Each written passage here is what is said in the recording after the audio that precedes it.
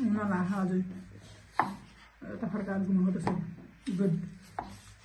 हजुर हो गुड त्यही बेला नि त्यही बेला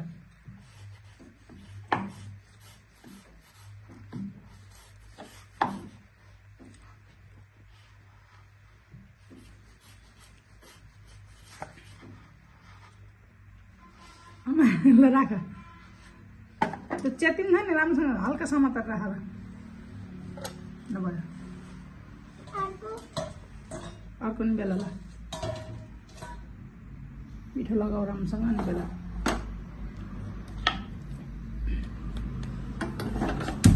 जस्तै है राम्रोसँग बिचमा राखेर अनि गाडा हल्का गाडा भनेको नि अलि गाडा न बेला अलि गाडा बेला के त्यसरी अझै गाडा गुड अझै वाह घुमे खायो तिम्रो रोटी त बेल्दा ल फर्काएर बेला भेरी गुड रोटी बेल्न त आयो त मेरो छोरीलाई त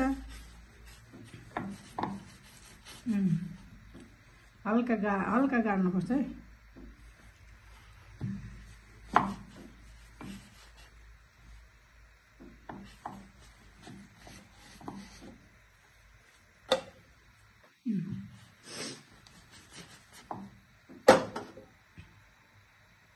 बेला न बेला एकछिन अझै बेला के एकछिन बेलेर बल्ल घुमाऊ के फर्काउ ल त्यसै फर्काउ ए अझ फर्काउनु नि सकि कि ल अझै गाडा थोरै मोटो भयो अझै गाडेर बेला चिप्किन्न थोरै पिठो लगाऊ न थोरै पिठो लगाउनु पर्छ कि पिठो लगाऊ निकै यहाँ पिठो तिकै बटीमा बटीको पिठो देखि छैन हौ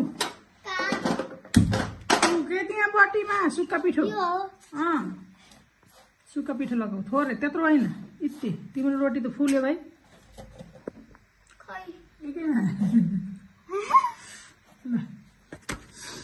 ल भयो त्यस्तरी होइन छोड त यस्तरी छोडा के यसरी आउँछ होइन बेल्न पर्छ छिटो उहाँ तावा डढो नि ल बेला छिटो अब त्यसलाई ठुलो बनाऊ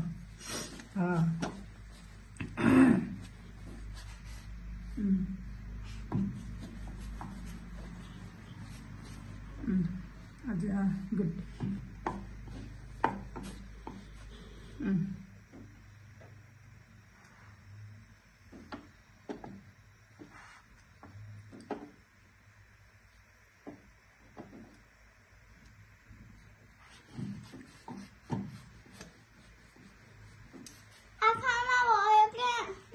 ल